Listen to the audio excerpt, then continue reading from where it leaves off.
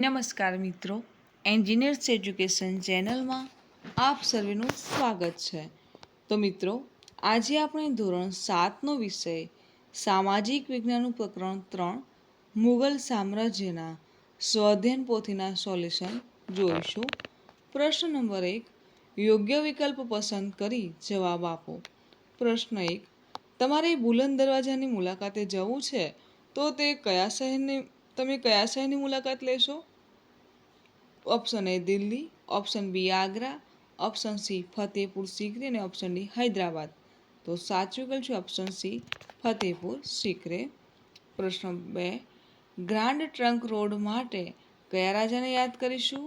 Option A Sher Shah Suri, option B Akbar, option C Maharana Pratap અને option D Jahangir. તો સાચો વિકલ્પ છે ઓપ્શન એ શેરશાહ સૂરી. આગળ જોઈએ પ્રશ્ન 3, નીચેનામાંથી કોણ અકબરના નવરત્નોમાં સામેલ નથી? Option A Tansen, option B Babur, option C Todarmal અને ઓપ્શન ડી બીરબલ. તો સાચો વિકલ્પ છે ઓપ્શન બી બાબર. 4, માતા પિતા અને ગુરુનો પ્રભાવ નીચેનામાંથી કયા શાસક પર હતો? Option A Akbar, option B Shivaji, option C Babur, option D Shahjahan. તો સાચો વિકલ્પ છે ઓપ્શન બી શિવાજી. પ્રશ્ન 5, અકબરનામા શું છે?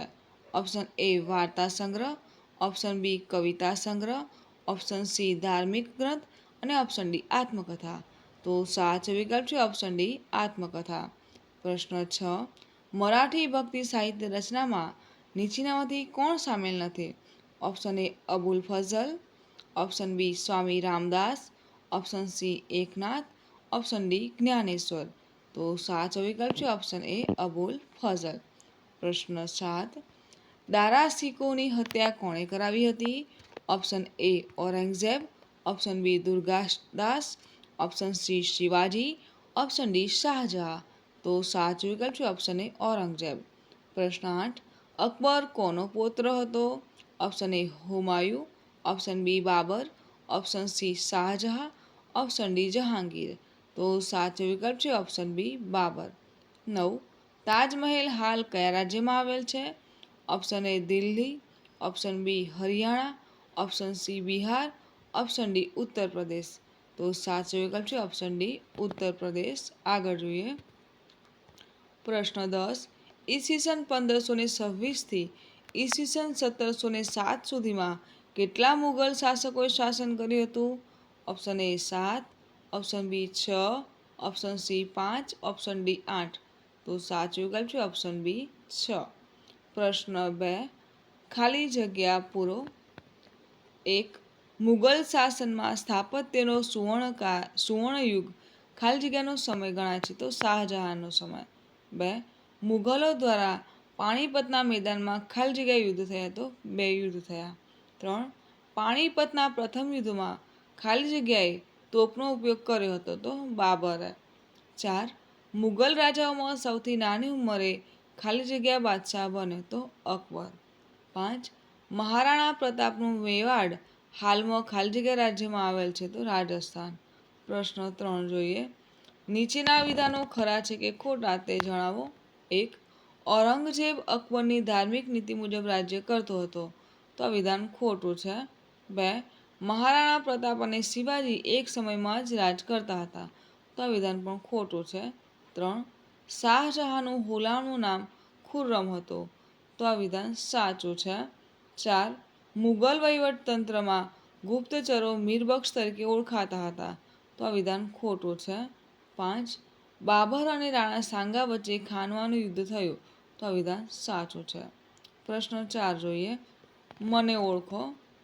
1, હું ગુજરાત વિજયની યાદમાં અકબર દ્વારા બંધાવેલ સ્મારક છું તો બુલંદ દરવાજો.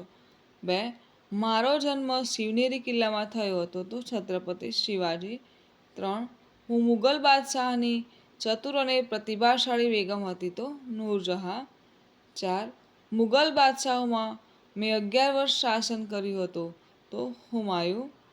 5, હું દિલ્હીની ગાદી ઉપર આવનાર અફઘાન સરદાર હતો તો શેરશાહ સૂરી. આગળ જોઈએ પ્રશ્ન 5, જોડકા જોડો તો શિવાજી તો આવશે રાજગઢ. મહારાણા પ્રતાપ તો ડુંગરપુર ચાવંડ. ઔરંગઝેબ તો ધાર્મિક અસહિષ્ણુતા. અકબર તો દીને ઇલાહી. અને શેરશાહ સૂરી તો રૂપિયાનું ચલણ શરૂ કરનાર. પ્રશ્ન 6 જોઈએ. નીચે આપેલા વિધાનોમાંથી ખોટો શબ્દ છે કે વિધાન ફરીથી લખો. 1. હુમાયુએ દિલ્હી પાસે દિનપનાહ નગર વસાયો. 2. જહાંગીરના સમયમાં ચિત્રકલાનો ખૂબ જ વિકાસ થયો હતો. 3. અકબર અને હેમુ વચ્ચે પાણીપતનું બીજું યુદ્ધ થયું હતું. 4. મનસબદારી પદ્ધતિ સેના અને મૈસૂર એમ બંને સાથે સંકળાયેલી છે. 5. દિલ્હીનો પ્રસિદ્ધ લાલ કિલ્લો શાહજહાંએ બંધાવ્યો હતો. પ્રશ્ન 7 જોઈએ. પારિભાષિક શબ્દોની સમજ આપો. 1. મનસબદાર એટલે મનસબદાર તેના વિસ્તારનો વડો ન્યાયાધીશ હતો. મુગલ શાસનમાં મનસબદારની વ્યવસ્થા વિશ્વમાં અનોખી અને સૌથી વધારે વેતન ધરાવતી હતી. બીજો શબ્દ બિનસાંપ્રદાયિક. તો બિનસાંપ્રદાયિકતાનો અર્થ એ છે કે રાજ્ય કોઈ પણ ધર્મને પ્રાથમિકતા નથી આપતું અને દરેક ધર્મને સમાન માન્યતા આપે છે. આગળ જોઈએ. પ્રશ્ન 8. નીચેના પ્રશ્નોના જવાબ 1-2 વાક્યોમાં લખો. પ્રશ્ન 1. ઔરંગઝેબ સામે કયા બે વિરુદ્ધ લડાઈ લડ્યા હતા? તો ઔરંગઝેબ સામે શિવાજી મહારાજ અને વીર દુર્ગાદાસ રાઠોડ આ બે વીર યોદ્ધાઓ લડાઈ લડ્યા હતા. પ્રશ્ન 2. મુગલ સામ્રાજ્યમાં કયા રાજા હિન્દુ સમ્રાટ તરીકે ખ્યાતિ પામ્યા હતા? તો મુગલ સામ્રાજ્યમાં છત્રપતિ શિવાજી મહારાજ રાજા હિન્દુ સમ્રાટ તરીકે ખ્યાતિ પામ્યા હતા. પ્રશ્ન 3. અકબરના બે મહાન ચિત્રકારના નામ જણાવો. તો અકબરના બે મહાન ચિત્રકારના નામ જસવંત અને બસાવન હતા. પ્રશ્ન 4. મુગલ શાસન નબળું પડતા ભારત કયા કયા રાજ્યમાં વહેંચાઈ ગયું? તો મુગલ શાસન નબળું પડતા ભારત મુગલ વંશના નિર્બળ શાસકો, હૈદરાબાદના નિઝામ, બંગાળ બિહારના નવાબ, રાજસ્થાનના રાજપૂત રાજ્યો, મરાઠા, પંજાબનું શીખ રાજ્યમાં વહેંચાઈ ગયું. પ્રશ્ન 5. તાજમહેલ જેવો બીજો મકબરો કોને અને ક્યાં બંધાવ્યો હતો? તો તાજમહેલ જેવો બીજો મકબરો ઔરંગઝેબે ઔરંગાબાદમાં બંધાવ્યો હતો. પ્રશ્ન 6. હલ્દી ઘાટી હાલમાં કયા શહેરની નજીક આવેલું છે? તો હલ્દી ઘાટી હાલમાં ઉદયપુર શહેરની નજીક આવેલું છે. પ્રશ્ન 7. મુગલ શાસકોમાં કયા બે બાદશાહોએ 50-50 વર્ષ શાસન કર્યું હતું? તો મુગલ શાસકોમાં અકબર અને ઔરંગઝેબ બાદશાહોએ 50-50 વર્ષ શાસન કર્યું હતું. પ્રશ્ન 8. કયા મુગલ શાસકે સેનામાં રાજપૂતોની ઉચ્ચ પદો પર નિમણૂક કરી હતી? તો અકબર નામના મુગલ શાસકે સેનામાં રાજપૂતોની ઉચ્ચ પદો પર નિમણૂક કરી હતી. પ્રશ્ન 9. મુગલ યુગ સમયે ટપાલ વ્યવસ્થા ઊભી કરનાર શાસક કોણ હતા? તો મુગલ યુગના સમયે ટપાલ વ્યવસ્થા ઊભી કરનાર શાસક શેરશાહ સૂરી હતા. આગળ જોઈએ. પ્રશ્ન 10. બાબરની વિશ્વ પ્રસિદ્ધ સાહિત્ય કૃતિ કઈ છે? તો બાબરની વિશ્વ પ્રસિદ્ધ સાહિત્ય કૃતિ તુઝુકે બાબરી છે. પ્રશ્ન 9. નીચેના પ્રશ્નોના જવાબ 3 કે 4 વાક્યોમાં લખો. પ્રશ્ન 1. અકબરે સામાજિક સુધારણા માટે અને ધર્મશાસ્ત્ર માટે શું કર્યું હતું? તો અકબરે બધા ધર્મોના ઉત્તમ તત્વોને એકઠા કરીને દીને ઇલાહી નામના સંપ્રદાયની સ્થાપના કરી હતી. તેણે રામાયણ, મહાભારત, અથર્વવેદ, પંચતંત્ર અને બાઇબલ, કુરાન જેવા મહાન ગ્રંથોનો અનુવાદ ફારસીમાં કરાવ્યો હતો. અકબર સમાજ સુધારક પણ હતો. તેણે બાળ લગ્ન અને સતીપ્રથાનો વિરોધ કર્યો હતો. તેણે યાત્રાવેરો નાબૂદ કર્યો હતો તથા બળજબરીપૂર્વક ધર્માંતરણ પર પ્રતિબંધ મૂક્યો હતો. પ્રશ્ન 2. પાણીપતનું પ્રથમ યુદ્ધ અને બીજું યુદ્ધ કોની કોની વચ્ચે થયું હતું? તેનું શું પરિણામ આવ્યું? તો પાણીપતનું પ્રથમ યુદ્ધ બાબર અને ઇબ્રાહિમ લોદી વચ્ચે થયું હતું. તેમાં બાબરની જીત થઈ. પાણીપતનું બીજું યુદ્ધ અકબર અને હેમુ વચ્ચે થયું હતું, જેમાં અકબરનો વિજય થયો. પ્રશ્ન 3. ₹500ની ચલણી નોટ પર આવતા મુગલ સ્થાપત્યનું વર્ણન કરો. તો ₹500ની ચલણી નોટ પર લાલ કિલ્લાનું ચિત્ર આવેલું છે. શાહજહાંએ દિલ્હીમાં ઈ. સ. 1638માં લાલ કિલ્લો બંધાવ્યો હતો. આ કિલ્લામાં લાલ પથ્થરોનો ઉપયોગ થયેલો છે. દિલ્હીનો લાલ કિલ્લો મુગલ સ્થાપત્યકલાની અદ્ભુત અને ઉત્કૃષ્ટ ઇમારત છે. દર વર્ષે 15 ઓગસ્ટના રાષ્ટ્રીય તહેવારના દિવસે ભારત સરકાર તરફથી લાલ કિલ્લા પરથી ધ્વજવંદન કરવામાં આવે છે. પ્રશ્ન 4 જોઈએ. મુગલ સમયની વહીવટી વ્યવસ્થા વિશે જણાવો. તો મુગલ શાસનના કેન્દ્રમાં બાદશાહ હતો. બાદશાહને સલાહ આપવા, મદદ કરવા એક મંત્રી પરિષદ હતી. બાદશાહની સત્તા સર્વોપરી હતી. તે સર્વોચ્ચ સેનાપતિ હતો. બાદશાહ અને રાજ્યના વહીવટીતંત્ર વચ્ચે તાલમેલ રાખવા વજીરની નિમણૂક કરવામાં આવતી. તે દિવાને વજીરે કુલ કહેવાતો. વજીર નાણાં અને મહેસૂલ વ્યવસ્થાનો વડો હતો. સેનાના વડાને મીરબખ્શ કહેવામાં આવતો. તે સેનામાં સૈનિકોની ભરતી અને સેનાના અધિકારીઓની નિમણૂક કરતો. તે રાજ્યના ગુપ્તચર તંત્રની પણ દેખરેખ રાખતો. મુગલ વહીવટીતંત્રના ગુપ્તચરો વાક્યાન્વિત તરીકે ઓળખાતા. રાજ્યની ન્યાય વ્યવસ્થાનો વડો કાજી હતો. મુગલ સમ્રાટની અંગત જરૂરિયાતોનું ધ્યાન રાખવા મીરે સામાન નામનો વિભાગ હતો. આ વિભાગનો ઉપરી સરકારી કારખાનાઓનો વડો હતો. પ્રશ્ન 10 જોઈએ. ટૂંક નોંધ લખો. 1. શેરશાહ સૂરી વિશે. તો શેરશાહ અફઘાન વંશનો મુસ્લિમ હતો. તેનું મૂળ નામ ફરીદ ખાં હતું. હુમાયુને હરાવી ભારત પર પોતાની સત્તા સ્થાપી હતી. તે સુધારક અને ન્યાયપ્રિય શાસક હતો. ડાકુ લૂંટારાઓને અંકુશમાં લઈ તેણે રાજ્યમાં શાંતિની સ્થાપના કરી. નવી ટપાલ વ્યવસ્થા ઊભી કરી.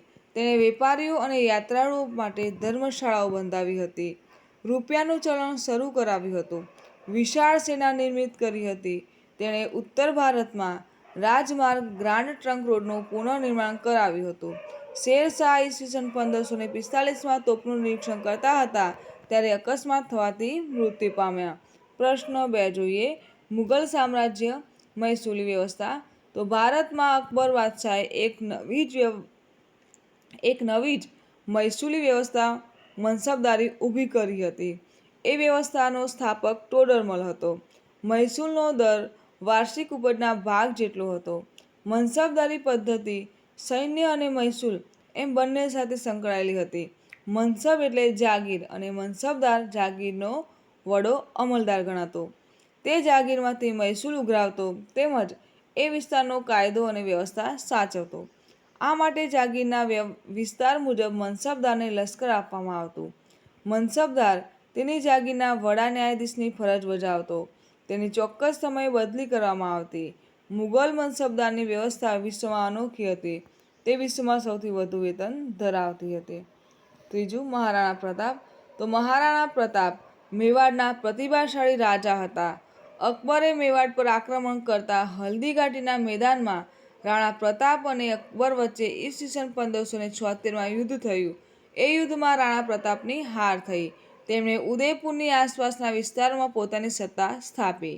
તેમણે અકબરની સાથે સંઘર્ષ ચાલુ રાખ્યો. બંને વચ્ચે સમજૂતીના ઘણા પ્રયત્નો થયા, પરંતુ રાણા પ્રતાપ ચિત્તોડ છોડવા તૈયાર ન હતા. તેમણે અરવલ્લીની પહાડીઓમાં છુપાઈને મોગલો સામે છાપામાર યુદ્ધ એટલે કે ગેરિલા યુદ્ધ પદ્ધતિથી યુદ્ધ ચાલુ રાખ્યું. અકબર સામે પરાજિત થયા પછી રાણા પ્રતાપ પોતાની રાજધાની ગોંગુડામાં લઈ ગયા અને મોગલો સામે લડતા રહ્યા. છેલ્લે રાણા પ્રતાપ પોતાની રાજધાની ડુંગરપુરના ચાવણમાં લઈ ગયા હતા અને 51 વર્ષની ઉંમરે તેઓ મૃત્યુ પામ્યા. ચોથા છે છત્રપતિ શિવાજી. તો છત્રપતિ શિવાજી મરાઠા સામ્રાજ્યના સ્થાપક હતા. શિવાજીનો જન્મ 1627માં શિવનેરીના કિલ્લામાં થયો હતો. તેમના પિતાજીનું નામ શાહજી અને માતાજીનું નામ જીજાબાઈ હતું. શિવાજીના જીવન પર તેમના સમર્થ ગુરુ સ્વામી રામદાસ અને દાદા કોંડદેવનો ગાઢ પ્રભાવ હતો.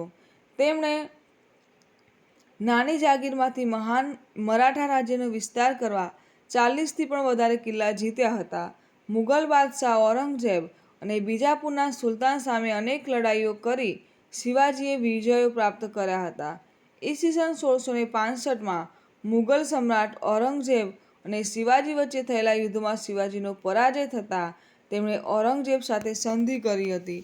ઔરંગઝેબે શિવાજીને જેલમાં પૂર્યા, પરંતુ ચાલાકીપૂર્વક જેલમાંથી છટકી જઈને ફરીથી શિવાજીએ મોગલો સામે મોરચો માંડી વિજય મેળવ્યા હતા. ઈસવીસન 1674માં શિવાજીનો રાજ્યાભિષેક થયો હતો. શિવાજી ઇતિહાસમાં હિન્દુ સમ્રાટ તરીકે ખ્યાતિ પામ્યા હતા. શિવાજી એક આદર્શ રાજવી અને મહાન વિજેતા હતા. તેઓ કુશળ વહીવટીકર્તા અને સંગઠનકર્તા હતા. તેમણે મરાઠા રાજ્યના કાર્યક્ષમ વહીવટ માટે 8 પ્રધાનોના મંડળ એટલે કે અષ્ટપ્રધાન મંડળની રચના કરી હતી.